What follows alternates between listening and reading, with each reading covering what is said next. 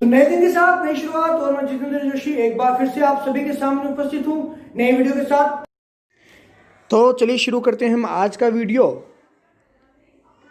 अल्पकाल का आशय वह समय की अवधि जिसमें उत्पादन में वृद्धि केवल परिवर्तनशील साधन श्रम के द्वारा ही की जा सकती है।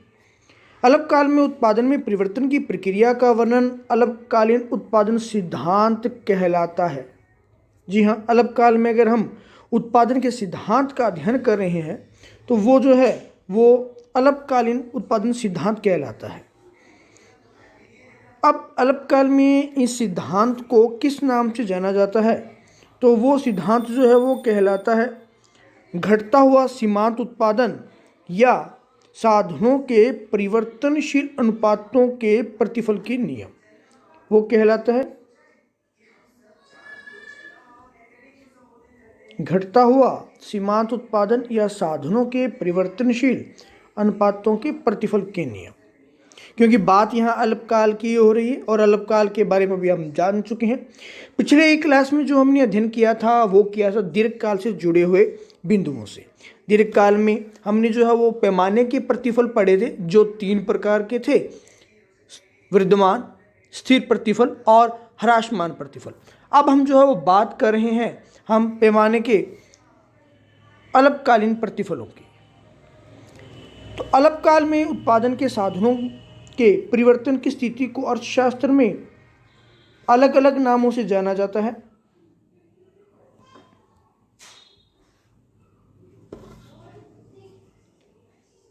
विभिन्न नामों में से घटता हुआ सीमांत उत्पादन का नियम तथा साधनों के परिवर्तनशील अनुपातों के प्रतिफल के नियम के नाम से इसे जाना जाता है। घटता हुआ सीमांत उत्पादन का नियम शब्द का प्रयोग सर्वप्रथम फ्रांसीसी अर्थशास्त्री टुगार्टे ने किया था। किस अर्थशास्त्री ने किया? फ्रांस के अर्थशास्त्री टुगार्टे ने किया था, जिसे माल्थस डेविड रिकार्डो ने भी अपने सिद्धांतों में बाद में जाकर प्रयोग किया था। इन व्यक्तियों के, इन अर्थशास्त्रियों के नाम आने के कारण ही जो है मैंने आज स्क्रीन रिकॉर्डर का यूज़ किया है। मार्शल ने इस सिद्धांत में को कृषि के संदर्भ में प्रयोग किया और उसने घटता हुआ सीमांत उत्पादन के नियम कहा। श्रीमती जॉन रॉबिन्सन की अगर बात की जाए तो श्रीमती जॉन रॉबिन्सन ने इसी शब्द का प्रयोग किया था और उत्पादन के साधनों के बीच अपूर्ण स्थानापन्न को इसका कारण बताया था। उन्होंने कहा था कि साधनों का जो है वो अपूर्ण स्थानापन्न होना चाहिए तभी यह सिद्धांत कार्य करेगा। उसके बाद में इसको फॉलो करते हुए स्टिंगलर, बेनहम और वर्तमान अर्थशास्त्रियों में पिंडियक, रूबिनफील्ड ने भी एक सीमा के बाद घटता हुआ सीमांत उत्पादन बताया था। बाद में रिचर्ड जी फिल्से व के ए क्रिस्टल ने थोड़ी सावधानी पूर्वक इन शब्दों का प्रयोग किया। पॉल ए सैमुएल्सन ने एक बिंदु के बाद घटता हुआ सीमांत उत्पादन शब्द का प्रयोग किया। किसने किया? सैमुएल्सन ने किया। के ई बोल्डिंग ने इस नियम को अंततः घटती सीमांत भौतिक उत्पादकता का नियम बताया था। अर्थशास्त्री गोल्ड और लेजर ने घटता हुआ सीमांत उत्पादन को रिकार्ड के उत्पादन को आंकड़ों पर आधारित पाया। एन सी रे ने ह्रासमान सीमांत उत्पादन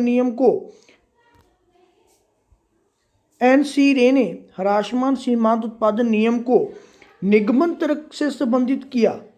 आगमन और निगमन 2 शब्दों का प्रयोग यहाँ होता है, तो उन्होंने निगमन तर्क से संबंधित किया था। किसने? एन सी रे ने किया था।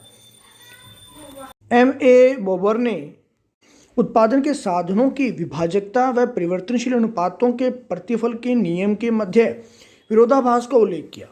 सर्वप्रथम सन 1947 में E.H. चैम्बरलिन ने अल्पकाल में उत्पादन के परिवर्तन की स्थिति को उत्पादन के साधनों के परिवर्तनशील अनुपातों के प्रतिफल के नियम बताया। E.H. चैम्बरलिन ने स्पष्ट किया कि उत्पादन के साधनों की पूर्ण विभाजकता तथा साधनों के अनुपातों के परिवर्तनशील अल्पकाल में उत्पादन में परिवर्तन प्रमुख निर्धारक होते हैं।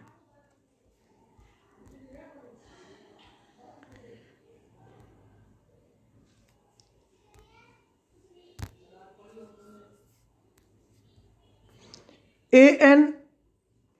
McDonald, H.F. Horn, Thomson, M. वाइथान, मॉरिस H. पैटसन और L. हार्वे तथा E.H. चैम्बरलिन के बीच तार्किक विचार विमर्श चलता रहा। अंततः अर्थशास्त्रियों में अल्पकाल से संबंधित उत्पादन के परिवर्तन की स्थिति को उत्पादन साधनों के परिवर्तनशील अनुपातों के प्रतिफल के नियम से ही इसे जाना गया। उत्पादन के साधनों के परिवर्तनशील अनुपातों के प्रतिफल के नियम से ही इसे जाना गया।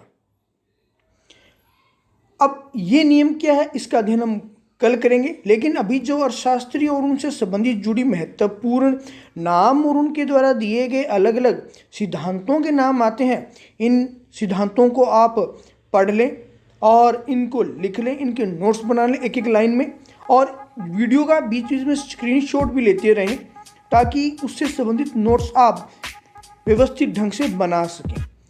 तो इसी तरीके से आप हमारे साथ बने रहें।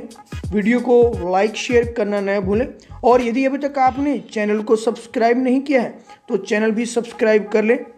जय हिंद, जय भारत।